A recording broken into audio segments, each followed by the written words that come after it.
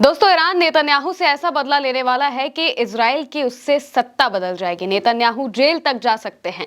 Lebanon पर हमला करके इजराइल ने सबसे बड़ी गलती कर दी है, क्योंकि इसके बाद ईरान ने नेतन्याहू की हालत खराब कर दी है। वो खुद सामने से कह रहे हैं कि हम सीज फायर करेंगे, लेकिन वहीं दूसरी तरफ उन्हें जेल में डालने की तैयारियां भी हो रही हैं। खबरें क्या हैं, एक एक करके सब पर बात करते हैं। सबसे पहले लेबनान पर आते हैं। लेबनान पर इजराइल ने अब तक का सबसे बड़ा अटैक किया था। सीज फायर के तुरंत बाद 254 से ज्यादा लोगों की जान चली गई थी। पूरी दुनिया में इजराइल की फजीहत हुई इस अटैक को लेकर और हर कोई इजराइल के खिलाफ बोलने लगा था। वहीं दूसरी तरफ ईरान ने साफ कर दिया था कि अगर लेबनान पर अटैक नहीं रुकेगा तो हम इसके लिए तैयार है कि हमें रिस्पॉन्स कैसा देना है। और वहीं दूसरी तरफ सीज फायर का भी कोई मतलब फिर नहीं रह जाएगा। साफ कह दिया था कि हम बात तभी करेंगे जब लेबनान पर अटैक रुकेंगे। इसके बाद इजराइल ने कहा था कि हम बातचीत कर रहे हैं सीज फायर को लेकर, लेकिन फिर भी हमले दोनों तरफ से हो रहे हैं। हिजबुल्लाह ने भी 70 से ज्यादा रॉकेट दागे हैं और वहीं दूसरी तरफ इजराइल की तरफ से भी रुक रुक कर हमले किए जा रहे हैं लेबनान के ऊपर। अब सीज फायर को लेकर नेतन्याहू ने खुद कहा एक दिन पहले वीडियो जारी करते हुए कि हम सीज फायर को लेकर बातचीत कर रहे हैं, क्योंकि ईरान ने साफ कर दिया था कि अगर सीज फायर नहीं हुआ तो हम पाकिस्तान पहुंचकर कोई बातचीत सीज फायर को लेकर नहीं करने वाले और हम अगले अटैक के लिए पहले से तैयार बैठे हैं। हमारी उंगली ट्रिगर पर ही है। ये बात ईरान की तरफ से साफ कर दी गई थी। इसके बाद खबरें सामने आती हैं। खबरों में साफ तौर से बताया जा रहा है कि कैसे ईरान ने इजराइल को मजबूर कर दिया और वहीं दूसरी तरफ इजराइल ने फिर जाकर लेबनान से बातचीत करने की बात कही। CNN के हवाले से बाकायदा लिखा गया है, Israel seeks talks with Lebanon as its strikes on Hezbollah threatens to unravel Iran ceasefire. यानी कि इजराइल लेबनान के साथ बातचीत करना चाहता है, क्योंकि हिजबुल्लाह पर उसके हमले ईरान के संघर्ष विराम को खत्म करने का खतरा पैदा कर रहे हैं। वहीं दूसरी तरफ इसके बाद ईरान के जो बड़े बड़े नेता हैं, वो चाहे पार्लियामेंट स्पीकर हो चाहे वो राष्ट्रपति हो, इन सबके बयान आने शुरू हो जाते हैं। पार्लियामेंट के स्पीकर MB गालिबाफ ने पोस्ट करते हुए बताया था कि 3 सीज फायर के रूल्स इन्होंने तोड़े हैं और इसके बाद कहा था कि इसका स्ट्रॉन्ग रिस्पॉन्स उन्हें देखने को मिलेगा। तस्नीम न्यूज एजेंसी के हवाले से लिखा हुआ है, Iran parliament speaker emphasized that Lebanon and its resistance front are inseparable from any ceasefire agreement, warning that continued aggression will provoke a strong response. यानी कि चेतावनी दे दी थी कि अगर ऐसे ही हमले होते रहे तो हमारी तरफ से भी फिर तगड़ा रिस्पांस आपको देखने को मिलेगा। इसके साथ साथ में जो ईरान के प्रेसिडेंट हैं मसूद पेजेश्कियान, उन्होंने भी पोस्ट किया। उन्होंने अपनी पोस्ट में बताया, तस्नीम न्यूज एजेंसी के हवाले से कहा गया है, Iranian president Masoud Pezeshkian declared that the Islamic Republic will never abandon it's Lebanese brother and sister, condemning the Zionist regime's renewed aggression against Lebanon as a flagrant violation of the initial ceasefire agreement। यानी कि Lebanon पर attack होना सीधे सीधे ceasefire का उल्लंघन था और साफ उन्होंने कहा कि हम अपने लेबनान में मौजूद भाई बहनों को नहीं छोड़ेंगे। इसके बाद खबर आती है कि ईरान को लेकर जो लगातार खबरें फैल रही थी कि सीज फायर के लिए वो इस्लामाबाद पहुंच चुके हैं, कई रिपोर्ट्स में ऐसे दावे किए जा रहे थे, इन सभी दावों को ईरान ने खारिज कर दिया। ईरान की जो एक न्यूज एजेंसी है तस्नीम न्यूज एजेंसी, उनके हवाले से कुछ बात बताई गई है और लिखा गया है कि Iranian negotiations teams entry into Islamabad Pakistan is false and informed source to Tasnim news agency, as long as the United States does not fulfil its commitment to the ceasefire in Lebanon and the Zionist regime continues its attack, the negotiations are suspended। यानी कि cease fire को लेकर जो बातचीत होनी है, ये बातचीत तब तक बंद रहेगी जब तक लेबनान से सीज फायर अमेरिका नहीं करा देता। इजराइल और लेबनान के बीच में अगर अमेरिका सीज फायर नहीं कराएगा, हमारी बातचीत नहीं होगी। यानी कि सारी की सारी बातचीत ठप पड़ जाती है और इसके बाद फिर खबरें आने लगती हैं कि नेतन्याहू बातचीत करना चाहते हैं लेबनान से, लेकिन फिर भी अभी वहां पर पूरी तरह से सीज फायर नहीं हुआ है और बातचीत को लेकर भी बहुत ज्यादा खबरें सामने नहीं आई हैं। अब आते हैं दूसरी खबर पर। दूसरी खबर यह है कि नेतन्याहू बहुत जल्द जेल जा सकते हैं। जेल जाने की वजह यह है कि लंबे वक्त से उनका एक क्रिमिनल ट्रायल चल रहा था, जो कि अब जंग खत्म होने के बाद वापस से शुरू हो सकता है।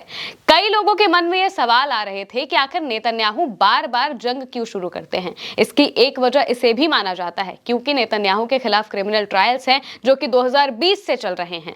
इस वजह से वो रुक रुक कर जंग शुरू कर देते हैं, क्योंकि जब जंग होती है तो जाहिर सी बात है कि उनके ट्रायल्स पर हार्ट लग जाता है, उनके ट्रायल्स नहीं होते हैं क्योंकि स्टेट ऑफ इमरजेंसी लगी होती है। जब स्टेट ऑफ इमरजेंसी होती है तो इस तरीके के ट्रायल्स रुक जाते हैं और इसी वजह से उनका भी ट्रायल अब तक रुका हुआ था ईरान के साथ जंग की वजह से। और ईरान ने इसी वजह से अपनी शर्तों में इस बात को साफ कहा था कि अगर जंग रुकेगी तो सब तरफ रुकेगी, क्योंकि कहीं भी अगर जंग चलेगी तो जाहिर सी बात है इजराइल के अंदर जो एक पैनिक की सिचुएशन है वो क्रिएटेड रहती, और तो और स्टेट ऑफ इमरजेंसी भी लगी रहती। यानी कि अगर जंग कहीं भी होती तो जाहिर सी बात है कि इजराइल के अंदर स्टेट ऑफ इमरजेंसी लगी होती, जिससे नेतन्याहू के ट्रायल को वापस शुरू करवाना मुश्किल हो जाता। इसी वजह से ईरान ने बहुत ही सोची समझी रणनीति के तहत जो 10 पॉइंट तैयार किए, उनमें इस पॉइंट को साफ तौर से लिखा कि जंग खत्म होगी तो हर तरफ सीज फायर होगा, यानी कि इजराइल किसी से भी नहीं लड़ेगा, चाहे गाजा में, चाहे लेबनान में, यमन में, इराक में, कहीं पर भी अगर इजराइल लड़ने की कोशिश करता है तो इसे सीज फायर का वायलेशन माना जाएगा। और ये कहते हुए ईरान ने बाकायदा एग्रीमेंट किया था। और ये बात जब इजराइल को पता चली तो इजराइल इसे मानने से इनकार कर रहा था। इजराइल ने साफ कहा था कि लेबनान पर अटैक हम नहीं बंद करेंगे, और इसकी एक वजह यही है कि लेबनान पर अटैक अगर वो बंद कर देते, वहां पर भी पूरी तरह से सीज फायर हो जाता, अग्रीमेंट के थ्रू सीज फायर हो जाता, तो जाहिर सी बात है कि नेतन्याहू को अपने देश में फिर विद्रोह झेलना पड़ता। देश के लोग सवाल पूछने लगते कि आप कहीं पर तो नहीं जीते, आप ईरान से नहीं जीत पाए, आप ईरान को नेस्तनाबूद करने वाले थे, आपने वो नहीं किया, उल्टा हमारे कितने लोगों की जान चली गई, हमारा इतना सारा इंफ्रास्ट्रक्चर खत्म हो गया। इस वजह से नेतन्याहू चाहते थे कि हम जनता को एक बार दिखा दें कि हम क्या कर सकते हैं। इस वजह से उन्होंने लेबनान पर अटैक किया, भयानक अटैक किया, पूरी दुनिया ने वो अटैक देखा, और इसके बाद अपनी वाहवाही लूटने की कोशिश नेतन्याहू ने अपने देश के अंदर की। लेकिन रविवार को अब नेतन्याहू का ट्रायल होना है। ट्रायल को लेकर बाकायदा सैयद अब्बास अराक्ची, जो कि ईरान के विदेश मंत्री हैं, उन्होंने एक पोस्ट किया। पोस्ट करते हुए क्या लिखा है देखिए। सैयद अब्बास अराक्ची ने पोस्ट करते हुए लिखा, नेतन्याहू's criminal trial resumes on Sunday. A region-wide ceasefire, including in Lebanon, would hasten his jailing. If the US wishes to create its economy by letting Netanyahu kill diplomacy, that would ultimately be its choice. We think that we would be dumb. You are prepared for it. यानी कि Syed Abbas Araghchi अपनी बातों में कह रहे हैं कि Netanyahu का आपराधिक मुकदमा रविवार को फिर से शुरू होगा पूरे क्षेत्र में, जिसमें लेबनान भी शामिल है। अगर युद्ध विराम हो जाता है तो उससे उनके जेल जाने की प्रक्रिया तेज हो जाएगी। हर तरफ सीज फायर हो जाएगा तो नेतन्याहू के जेल जाने की प्रक्रिया तेज हो जाएगी। वो बात यहाँ पर लिखते हैं और इसके बाद बताते हैं कि अमेरिका नेतन्याहू की कूटनीति के हिसाब से ना चले और अपने हिसाब से चले, और ये सारी बातें वो बताते हैं। इसके अलावा अलग अलग न्यूज चैनल्स के हवाले से भी खबरें लिखी गई है। टाइम्स ऑफ इजराइल ने लिखा है, Netanyahu's trial to resume on Sunday after halt due to Iran war. यानी कि ईरान जंग की वजह से हॉल्ट जो लगा हुआ था नेतन्याहू के ट्रायल पर, अब वो हट जाएगा और उसके बाद वहां पर अब वापस से नेतन्याहू का ट्रायल शुरू होगा। ट्रायल किस वजह से है वो भी बता देते हैं। ये जो केस हैं ये सभी 2020 के केस बताए जा रहे हैं, और तब से ही लगातार इनमें ट्रायल्स होता रहता है, रुकता रहता है, क्योंकि नेतन्याहू जंग छेड़ देते हैं। 2023 में जो हुआ उसके बाद फिर ये करीब 1 से 2 साल तक रुक गया था, क्योंकि गाजा और इजराइल के बीच में जंग चल रही थी।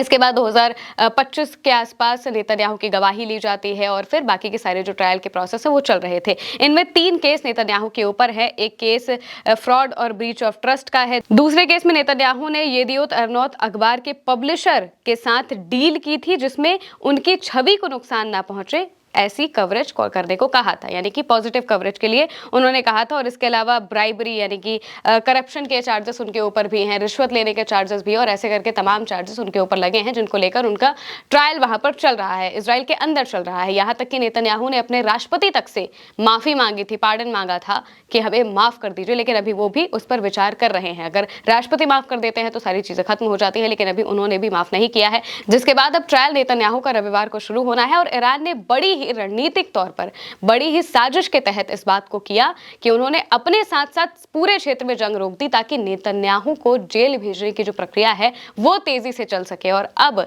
वही होता हुआ दिखाई दे रहा है। ट्रायल शुरू होगा और तब तक अगर नेतन्याहू वापस से कहीं हमला नहीं करते हैं, जंग नहीं छेड़ते हैं, तभी ऐसा होगा कि उन्हें जेल जाना पड़ जाए, अगर उनके खिलाफ सबूत मिल जाते हैं, जो कि मिल भी रहे हैं। फिलहाल के लिए मेरे अनिक महिमा के साथ इस खबर में इतना ही। आप देखते रहिए उल्टा चश्मा यूसी।